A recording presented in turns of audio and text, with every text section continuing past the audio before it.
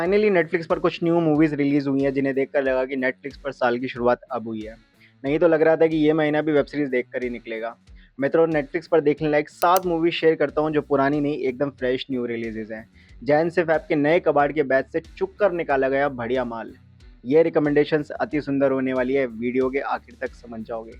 अब फटाफट शुरू करते हैं हमारी पहली मूवी से, जो होने वाली है यामी गौतम एंड प्रतीक गांधी स्टारर धूमधाम। सुहागरात वाली रात का माहौल बनना शुरू भी नहीं हुआ कि दरवाजे पर एंट्री होती है दो टपोरियों की, जिन्हें चाहिए चार्ली। अब ये है कौन नहीं समझ आ रहा, लेकिन इनकी सुहागरात की तो लग गई फॉर श्योर। ये सुहागरात जल्दी से खत्म नहीं, बहुत लंबी चलने वाली है। अब ये सुहागरात कमरे में नहीं, सड़कों पर गुजरेगी चार्ली को ढूंढते हुए, क्योंकि इनके पास बस सुबह तक का वक्त है खुद को और अपने परिवार को इन सब से बचाने के लिए, जिन्हें चाहिए चार्ली। लेकिन इनका क्या कनेक्शन है इस चार्ली से, वही पता लगाने में तो मजा है इस रात का। और डर गुंडों का नहीं, मूवी में फाड़ के रखी है कोयल चड्डा ने अपने पति वीर पोड़ा की। दोनों एक दूसरे से बिल्कुल अलग, a perfect example of an incompatible couple. कुछ भी हो, मूवी के डायलॉग्स चटपटे और मजेदार हैं, जो हमें यामी जी के सुंदर मुख से निकलते हुए देखने और सुनने को मिलते हैं। पता नहीं लोग इसे क्यों बढ़ा चढ़ाकर गालियों से भरी डार्क बता रहे हैं, ऐसा कुछ नहीं है। और वो तुमसे तू और तू से चू वाला डायलॉग तो भाई हंसा ही देगा। अगर और इरिटेट किया ना तो तुमसे तू और तू से च्यू पे भी आ सकती है। शादीशुदा लोग रिलेट कर पाएंगे। अब गुंडे पीछे पड़े हैं, इनके राज खुले जा रहे हैं, लेकिन चाह कर भी एक दूसरे से अलग नहीं हो सकते क्योंकि हथकड़ी से बंधे हैं। नाइट नहीं, नाइटमेयर। यामी को थोड़ा ओवर दिखाया है और प्रतीक भाई की जय। प्रतीक गांधी का कैरेक्टर वो पार्ट है जिसकी वजह से आप इस मूवी से कनेक्ट करते हो। मडगांव एक्सप्रेस अगर देखी है तो बस प्रतीक के कैरेक्टर की सेम आगे की स्टोरी समझो, अब बस उसकी शादी हो रही है। बाकी कैसे इनकी इनकम्पैटिबिलिटी में मसाला और मिठास बढ़ती है, स्क्रीन प्ले अच्छा है। नेगेटिव्स में बस मूवी के शुरू के 15 मिनट के कुछ सीन्स हैं। बंदे की टांग पे बंदी की फैमिली का कुत्ता चढ़ा ही रहता है पूरी मूवी में। हंसी कम, गुस्सा ज्यादा आता है इस सीन में। और कुछ इलॉजिकल बिहेवियर्स इन कैरेक्टर्स के, जैसे शादी से पहले ये बेचारे एक भी बार एक दूसरे से बात नहीं कर पाए, सामने वाले को जान नहीं पाए। तो इंसान चार बातें करेगा, सामने वाले को कंफर्टेबल करेगा, लेकिन नहीं भाई, इन्हें पड़ी है सिर्फ और सिर्फ जल्दी से घपाघप की। अच्छा हुआ ये टपोरी आ गए। फिर भी कॉमेडी नाइट स्पेशल के लिए one time must watch recommendation है। Hello the voice is clear. अगर आपने हाल ही में आए नेटफ्लिक्स ओरिजिनल शो बैंडिडोस का फर्स्ट सीजन देखा है, जिसमें मिगेल का मामा मर जाता है, हमारी अगली मूवी का सपोर्टिंग कैरेक्टर होने वाला है। मूवी का नाम है लूकास वर्ल्ड, जो कि एक्चुअल में लूकास मदर्स वर्ल्ड होना चाहिए था, लेकिन ठीक है, समझा लेंगे अपने दिमाग को। तो कहानी शुरू होती है इस कपल से, जब लेबर से गुजरकर लूका इनकी ज़िंदगी में आता है। लेकिन कुछ कॉम्प्लिकेशंस हो चुकी है जिनकी वजह से लूका नॉर्मल नहीं रह पाएगा ज़िंदगी भर। माँ बारबरा इस गलती का जिम्मेदार खुद को मानती है और अपने बेटे लूका को लेकर ओवर पोसेसिव है। ये कुछ भी करेगी अपने बेटे को नॉर्मल बनाने के लिए, लेकिन सारे डॉक्टर्स इसे नामुमकिन बोल चुके हैं। जब ऊपर वाला बारबरा की इतनी स्ट्रॉन्ग इच्छा शक्ति और मेहनत से सामने आकर इन्हें रास्ता दिखाता है इंडिया आने का, जहां एक इंडियन डॉक्टर है जिन्होंने ऐसी मशीन का आविष्कार किया है जो डेड ब्रेन पार्ट्स की जगह न्यू न्यूरो पाथवेज बना सकती है।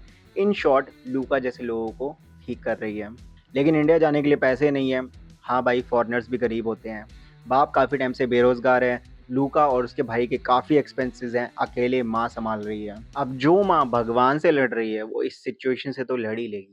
जिसके बाद ये लोग पहुंचते हैं इंडिया और इसके बाद जो होता है उसे बोलते हैं एक्सपीरियंस। ये मूवी सबके लिए फील नहीं होती, लेकिन इनके इंडिया आते ही सब इससे रिलेट कर पाओगे।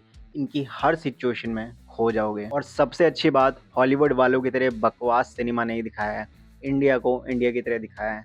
Hats off to film makers. India का एनवायरनमेंट, उसकी फील, इंडिया के लोग, कल्चर और इंडिया में छुपा टैलेंट और कैसे वो छुपा ही रह जाता है, दुनिया तक नहीं पहुंच पाता। स्टोरी आपका दिल छू लेगी, क्योंकि इनके रास्ते में मुसीबतें कम नहीं हैं।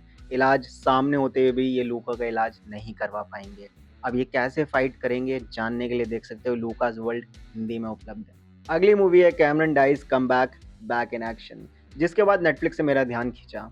मूवी की स्टोरी लाइन काफ़ी मिलती है द फैमिली प्लान से। एक कपल, दोनों CIA स्पाइज, रिटायर हो गए हैं अपनी फैमिली गोल्स के कारण, लेकिन इनकी स्पाइनेस इनके अंदर से नहीं गई है। ये तरस रहे हैं अपनी स्किल्स को यूज़ करने के लिए, जिसमें इन्हें मज़ा आता है और भगवान सुन लेता है। इन्हें फाइनली मौका मिल जाता है जब इनकी सीक्रेट पहचान एक्सपोज हो चुकी है और अब इनके सारे दुश्मन इनके पीछे लग चुके हैं। अब इन्हें बचानी है अपने बच्चों की जान, जो इनके पास्ट के बारे में कुछ नहीं जानते और आने वाले दिन में अपने माँ बाप को शॉकिंग चीज़ें करते हुए देखने वाले हैं। और हाँ, मुसीबतें भी यही खड़ी करने वाले हैं, क्योंकि बच्चे हैं, कहाँ सुनते हैं। अब एक्सपीरियंस की बात करें तो मूवी का इंट्रो आई कैचिंग है, लेकिन उसके बाद का फैमिली ड्रामा बोरिंग है, नॉट रिलेटेबल एट ऑल। और स्क्रीन प्ले राइटिंग तो पूछो मत, जैसे ये दोनों इतने काबिल स्पाइस, रोल प्ले करना इनका रोज का काम हुआ करता था, लेकिन ये अपने बच्चों को एक स्टोरी पे कन्विंस नहीं कर पा रहे कि ये लोग कैसे मिले। बच्चे इनका झूठ पकड़ रहे हैं, सीरियसली पुअर अत पुअर। अब लास्ट बहुत जरूरी, इसकी स्टोरी। ये स्टोरी लाइन ट्रेंड में चल रही है, same movie the family plan, जिसके जैसी एक्शन कॉमेडी मूवीज वैसे मैंने इस वीडियो में रिकमेंड करी है। आइडिया द फैमिली प्लान से उठाया है, इवन मूवी के काफी सीन सेम है, किस तरीके से एक्सपोज होना है, किस तरीके से फैमिली ट्रिप चल रही है और फैमिली ट्रिप में किस तरीके से एक्शन कॉमेडी चल रही है। काफी कुछ सिमिलर मिल जाएगा अगर वो मूवी देखी है तो। और अगर देखी है तो ये उसके जितना मजा तो नहीं दे पाएगी, लेकिन इसका इंट्रो और सेकंड हाफ एकदम फ्रेश और सेटिस्फाइंग है, उसके लिए जरूर देखना। और बाकी फैमिली प्लान नहीं देखी है तो गो फॉर इट, हिंदी में उपलब्ध है। अब आते हैं कॉमेडी, रोमांस कॉमेडी पर। मूवी का नाम है द लव स्कैम। इसके ट्रेलर में मूवी का सबसे पकाऊ सीन डाल रखा है, तो देखने का कोई फायदा नहीं है, लेकिन इसकी स्टोरी सुपर इंटरेस्टिंग है। कहानी है इनोसेंट वीटो की। इसके बच्चे की माँ इसे और बेटे दोनों को छोड़ के चली गई है। अकेले बच्चे की जिम्मेदारी संभाल रहा है, जिसकी वजह से इसे कोई काम नहीं मिल रहा, जेब खाली है। एनजीओ वाले पीछे पड़े हैं, इसके बच्चे को इससे कभी भी दूर ले जाया जा सकता है कोर्ट द्वारा। इसका बच्चा अभी तक इसके पास है सिर्फ और सिर्फ इसके दादा की प्रॉपर्टी की वजह से, लेकिन अब इसके ठग दोस्त एंटोनेलो ने कांड करके उसे भी गिरवी रख दिया है। अब अगर इसे अपने बच्चे की कस्टडी नहीं खोनी है तो अपने घर को बिकने से बचाना होगा, जिसके लिए इसके पास पैसे तो है नहीं। तो इनोसेंट विटो के पास अपने ठग दोस्त के रास्तों पर चलने के अलावा कोई विकल्प नहीं बचा है, जो करके अब ये फंसाएंगे इस मकान के खरीदार की फियोंसे मैरियाना को, जो कि एक बैड एस बॉस लेडी है। बहुत स्मार्ट, इंटेलिजेंट, सक्सेसफुल पार्टनर अपने बिल्डर पापा की फर्म में। बहुत फनी मूवी है, कोई प्रोफेशनल नहीं है, इनकी बैंड बजने वाली है। ये मछली फंसने वालों में से नहीं है, इनका शिकार कर सकती है, और अगर फंस भी गई तो कैसे मासूम विटो इसे धोखा दे पाएगा। ऊपर से अब बाप बिजी रहने वाला है, तो बच्चे की जिम्मेदारी दे दी गई है दोस्त एंटोनेलो को, जिसे ये बच्चा पसंद नहीं करता और ये बच्चे को। तो कांड तो होना ही है। चाहो तो फैमिली के साथ भी देख सकते हो, कोई अनकंफर्टेबल सीन नहीं है। छोटी 1.5 घंटे की मूवी है, बहुत सही पेसिंग के साथ आती है, पलक झपकाने का मौका नहीं देती, हर टाइप के इंसान के लिए बनी है। डेफिनेटली एक मस्ट वॉच रिकमेंडेशन है, नेटफ्लिक्स पर हिंदी में आ चुकी है। नंबर 5, ला डोल्सी विला।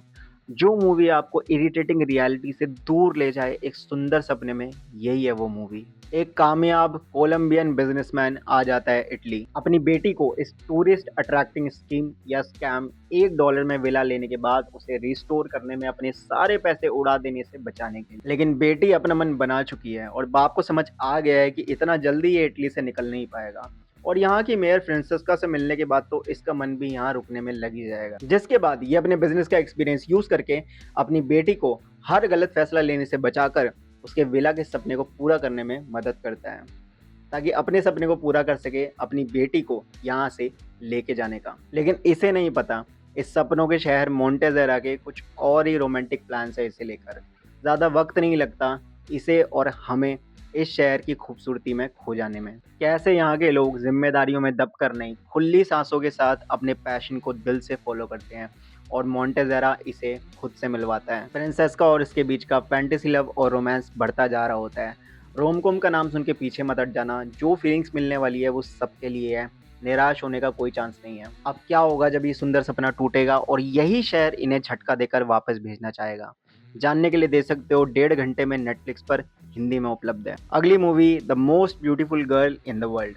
जितना खूबसूरत इसका नाम है उतनी ही इसकी स्टोरी। रोम कॉम है लेकिन सबको एंटरटेन करेगी, गारंटी है मेरी। मूवी में दिखाया गया है ये रईस लौंडा रिच किड, जिसे मूवी वाले प्लेबॉय करके बुला रहे हैं, और दूसरी तरफ कियारा, जो इस रिच किड के पापा की मीडिया कंपनी में असिस्टेंट प्रोड्यूसर है और बहुत एम्बिशियस है, क्योंकि इसे लेना है अपनी मेहनत से एक अपार्टमेंट। अब ट्विस्ट ये है कि बंदे का बाप मर गया है और इसे जायदाद सिर्फ तब मिलेगी जब ये शादी करेगा the most beautiful girl in the world, यानी दुनिया की सबसे सुंदर लड़की से, जिसके लिए अपने फादर के चैनल पर एक टीवी रियलिटी शो बनाएगा भारत के स्वयंवर जैसा, और जो लड़की जीतेगी उससे शादी करेगा। अब ऐसा शो बनाने के लिए इसे चाहिए एक ऐसी लड़की जो इसके लिए एक ऐसा शो बना सके जहां से इसे मिल सके इसकी परफेक्ट वाइफ। जहां रईसज़ादा रूबेन और कियारा आमने सामने आते हैं और इनकी चटपटी नोकझोंक शुरू हो जाती है। अब कियारा अपने टैलेंट को यूज करके इसकी प्लेबॉय इमेज सुधारेगी और अपने अपार्टमेंट के लिए इसे the most beautiful girl in the world ढूंढ के देगी। जिसके बाद क्या होने वाला है मेरे प्यारों भाइयों और देवियों, गेस कर ही लिया होगा। दोनों की टकरार प्यार के एहसास में बदलेगी। लेकिन अगर ऐसा हुआ तो रूबेन को जायदाद कैसे मिलेगी, और अगर ऐसा नहीं हुआ तो बंदी को अपार्टमेंट कैसे मिलेगा। इसलिए रूबेन ये जानकर रहेगा कि उसके फादर की आखिरी wish the most beautiful girl in the world क्यों थी। हाँ, बहुत बार बोल दिया ना इसका नाम, मेरा मुंह नहीं दुखा। लेकिन इस मूवी की एकलौती नेगेटिव बात, मूवी में इसका नाम इतनी बार सुनने को मिलता है कि कान ज़रूर दुखने लग जाएंगे। इसे सुन सुन कर ही इस ब्यूटीफुल गर्ल से नफरत हो जाए। बाकी मूवी मक्खन है। अब एक एडवाइस, मूवी की शुरुआत के 10 मिनट स्किप कर देना, बंदे को चाटा पड़ने वाला है। उसके बाद स्टोरी आराम से ले जाएगी सबको किनारे तक। एक्सपीरियंस की बात करें तो इसे देखते वक्त ऐसा लगता है कि जैसे कोई रोम कॉम सीरियल ड्रामा चल रहा है, जो आराम से एक वेब सीरीज हो सकता था अगर इसमें कोई ब्रेड टेकिंग ट्विस्ट होते तो। लेकिन नहीं, सिंपल स्टोरी है, एक फ्लो में चलती है जो मूवी के खत्म होने तक नहीं टूटता। बाकी सारे कैरेक्टर्स की एक्टिंग अच्छी है, ऑसम रोमांस कॉमेडी देखने को मिलती है, एकदम यूनिक स्टोरी काबिले तारीफ है। और हाँ, अच्छी बात, प्रेडिक्टेबल लग रही होगी सबको लेकिन गेस नहीं कर पाओगे, ऑसम मूवी है। इम्प्रेसिव मूवी हो जाएगी ये सबके लिए जब रूबेन को अपने सवाल का जवाब मिलेगा और कियारा को उसका अपार्टमेंट। लेकिन कैसे जानने के लिए 2 घंटे में से नेटफ्लिक्स पर इंग्लिश डबिंग और सबटाइटल के साथ देख सकते हो। मस्ट वॉच है मेरी तरफ से। Last but the most recent release movie on Netflix is Demon City. कहानी है जापान के शिंजो शहर में सबसे बड़े हिटमैन की। बंदा स्टार्टिंग में ही एक पावरफुल माफिया को बेरहमी से मार रहा है, जहाँ मूवी समझाती है कि ये कितना खतरनाक और कोल्ड हार्टेड है। अब कुछ लोग मास्क पहने इसके घर पे आएंगे और इसकी आंखों के सामने इसकी पूरी फैमिली खत्म कर देंगे, जो इसे जान से प्यारी है, इसकी बीवी और बेटी। बस यही वो पल है जिसके बाद पता लगता है कि हीरो गूंगा नहीं है। इसके बाद एक भी शब्द नहीं बोलने वाला है ये। अपने परिवार के लिए जिंदगी को छोड़ने वाला सकाता अब वापस बनेगा डेडली हिटमैन और अपने शहर को साफ करेगा इस मास्क गैंग से अपने परिवार का बदला लेकर। जिसके बाद कहानी जितनी प्रेडिक्टेबल लग रही है नहीं। जब ये हथियार उठाता है तो ये 100 के बराबर होता है। लेकिन क्या हो अगर हथियार उठाने के लिए इसका हाथ और शरीर ही इसका साथ छोड़ दे। अब अपने बदले की आग कैसे बुझाएगा ये। जी हाँ मित्रों, ट्विस्ट के लिए तैयार रहना। मुझे लगा था इस मूवी में खून खराबे के अलावा कुछ नहीं मिलने वाला, कोई सर पैर नहीं हुआ। लेकिन अच्छी बात, स्टोरी और स्क्रीन प्ले इंटरेस्टिंग है। बंदे ने सोचा नहीं होगा वो सब फेस करना पड़ता है इसे। जिंदा होते हुए भी अपनी बीवी और बेटी का बदला नहीं ले पाएगा। और हर कुछ पल में मूवी आपको ट्विस्ट और प्लॉट देती रहती है तो इंटरेस्ट बना रहता है। एक हॉस्पिटल वाला सीन आपको एज ऑफ द सीट लाने के लिए काफ़ी है। मैं आ गया था। अब ये मास गैंग जिसका नाम है कीमन भूमि, किसी ने नहीं देखा इन्हें, कोई नहीं जानता मास के पीछे कौन है। लेकिन जो भी है वो पूरा शिंजो शहर चला रहे हैं और जिस तरह से चला रहे हैं, अच्छा एक्सपीरियंस है वहाँ। मास के पीछे कोई भी हो, हमें क्या, ऐसा मत सोचना, क्योंकि डेफिनेटली मज़ा आएगा जब एक एक करके इनके मास कटेंगे। मूवी में कुछ भी लॉजिकल नहीं है। जैसे माफिया है real life powerful villain real में करते, मूवी में किया है।